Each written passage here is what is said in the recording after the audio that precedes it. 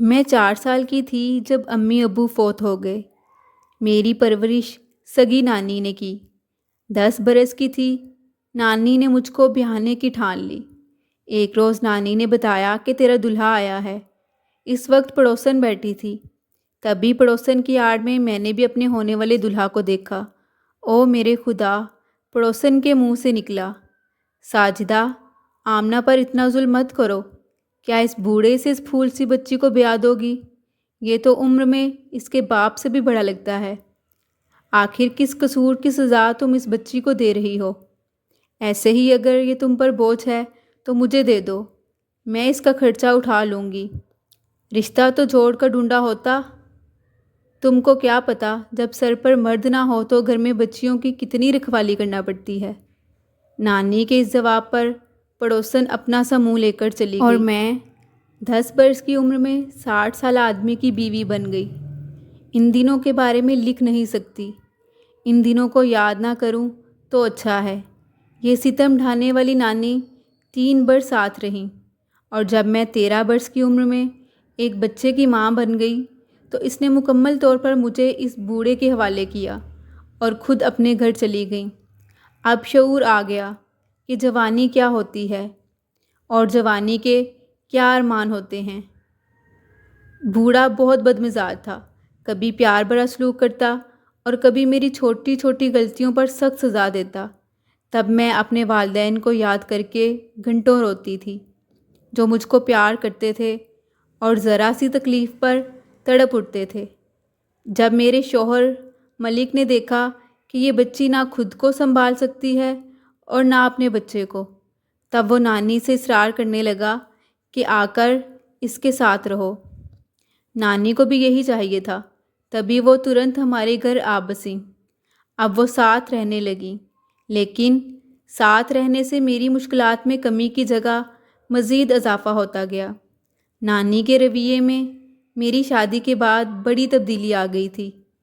وہ میری پالنے والی نانی تھی، لیکن اب اس سے زیادہ ساس کا کردار ادا کرنے لگی۔ نانی مجھے گھر سے باہر قدم نہ رکھنے دیتی تھی، پاس پڑوس میں بھی جانے کی اجازت نہ تھی۔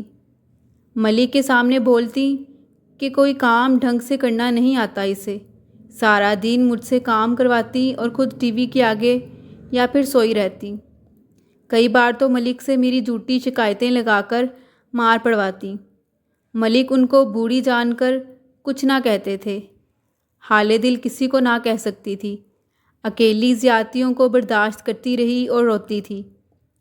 اللہ سے رو رو کر فریاد کرتی کہ تو ہی ان دونوں کے دل میں رحم ڈال دے، یا پھر ملک اور نانی سے میری جان چھڑا دے۔ وقت کے ساتھ ساتھ میں ذہنی مریض ہوتی جا رہی تھی۔ بیٹھے بیٹھے دل میں عجیب و غریب سے وسوسے آنے لگے۔ کہیں گھر کی چھت مجھ پر نہ گر پڑے، کہیں زلزلہ نہ آ جائے۔ امنگیں جنم لیتی اور اسی لمحے دل میں دفن ہو جاتی تھیں۔ پھر میرے شوہر کو احساس ہونے لگا کہ مجھ پر ظلم ہوا ہے اور اب اس کا ازالہ ہونا چاہیے۔ تبھی اس کے رویے میں تبدیلی آنے لگی۔ وہ میرا خیال رکھنے لگا، مجھ سے پیار کرنے لگا، اور اب نانی کو بھی اس کی زیادتیوں پر برملا ٹوک دیتا کہ اماں تم چپ رہو، میری بیوی کو ڈانٹنے ڈپٹنے کی ضرورت نہیں ہے۔ اب وہ میرے لیے پھل فروٹ اور کھانے پینے کی اشیاء بھی لاتا اور جوڑے میک اپ کا سامان بھی، غرض ہر طرح کا آرام و آسائش دینے لگا۔ مگر میرا دل اس کی طرف مائل نہ ہوتا۔ مجھ کو اپنے ہم عمر جیون ساتھی کی آرزو رہنے لگی، جو میرے جیسا ہو، مجھ سے ہنسے بولے اور ہم زندگی کا لطف لیں۔ وقت گزرتے دیر نہیں لگتی، یوں میں 2 بچوں کی ماں بن گئی۔ اچانک میری اچھی بھلی زندگی میں نانی کی نادانی سے بھونچال آ گیا۔ ہوا یوں کہ جانے کیسے نانی کو یہ خیال آیا کہ گھر بدلنا چاہیے۔ یہ گھر چھوٹا ہے۔ اس نے رات دن ملک کے کان کھانے شروع کر دیے۔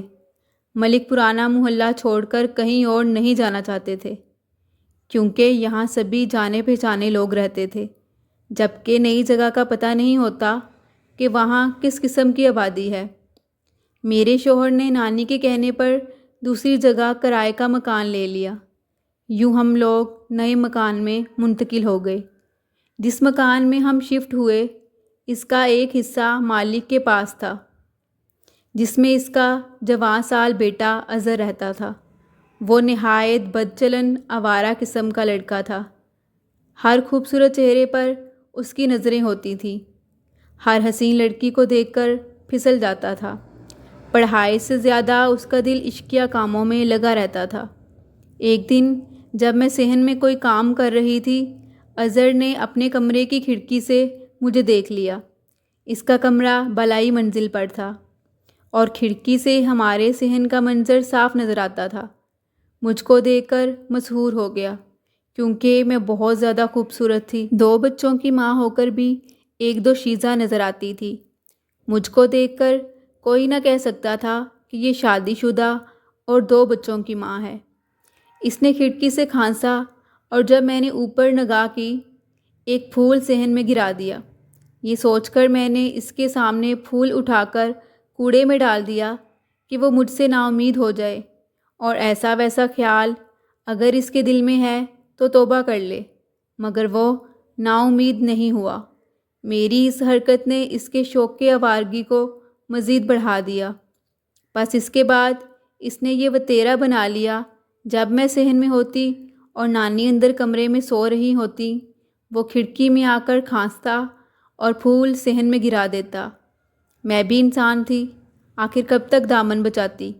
اب وہ جس روز نظر نہ آتا، نگاہیں اس کو تلاش کرنے لگتی۔ دل بجھا بجھا سا رہتا، زندگی میں کوئی بڑی کمی محسوس ہوتی۔ نہ چاہتے ہوئے بھی میں اس کے خیالوں کے دام میں آتی گئی، اور پھر مالک مکان نے ملک سے یہ کہہ دیا کہ میرا بیٹا تعلیم کی خاطر یہاں شہر میں ہے۔ مکان اپنا ہے، مگر اس کو کھانے پینے کی پریشانی رہتی ہے۔ مسلسل ہوٹل کا کھانا کھانے سے معدے میں تیزابیت کی وجہ سے بیمار رہنے لگا ہے۔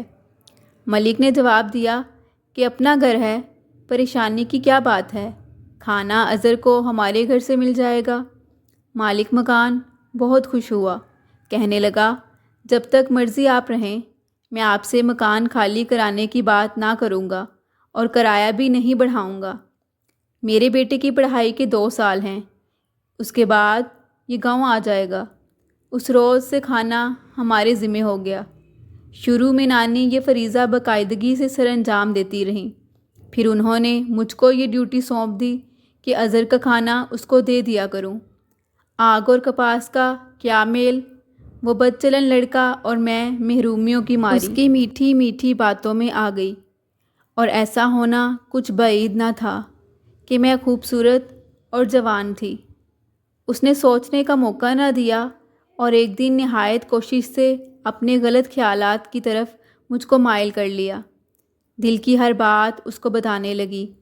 لمبی قید جیسی زندگی میں مدت کے بعد ایک دوست ملا تھا۔ تمام رازیں دل اس سے کہنے لگی، دکھ درد اسی کے ساتھ بانٹنے لگی۔ لگتا یہ تھا کہ ابھی میری نئی زندگی شروع ہوئی ہے۔ برسوں پرانے سمجھوتے کا چگا اب میں نے اتار پھینکا۔ خواہش کا گلا گونڈ کر جینے والی کو گویا عرصہ بعد آکسیجن ملی تھی، لہٰذا اثر کے اکسانے پر بغیر سوچے سمجھے اپنے ننھے منھے پیارے بچوں کو چھوڑ کر اس کے ساتھ گھر سے نکل گئی۔ اظہر مجھے لے کر ایک دوست کے پاس دوسرے شہر آ گیا۔ شروع دنوں میں بچوں کی یاد نہ آئی، مگر بعد میں ان کی یاد بے چین رکھنے لگی۔ میں روتی تو اظہر کو کوفت ہوتی، وہ مجھے مارنے پیٹنے لگتا۔ آخر اس کے دوست نے پتہ کرایا تو یہ افسردہ خبر ملی کہ میرے بھاگ جانے کے صدمے نے میرے شوہر کی جان لے لی۔ وہ یہ غم برداشت نہ کر سکا اور اپنے خالق حقیقی سے جا ملا۔ میں نے اظہر کی منت کی، مجھے واپس جانے دو، کیونکہ میرے بچے بے آسرا اور ویران ہو گئے ہیں۔ ان کا نانی کے سوا اس دنیا میں کوئی نہ تھا۔ نانی بھی بوڑھی تھی، وہ کہاں بچوں کو سنبھال سکتی تھی۔ لیکن اظہر ایک سنگ دل انسان تھا، جس پر اعتبار کر کے میں نے بہت بڑی غلطی کی تھی۔ اس کے دل میں کوئی رحم نہ آیا، اس نے مجھے سابقہ گھر میں جانے کی اجازت نہ دی۔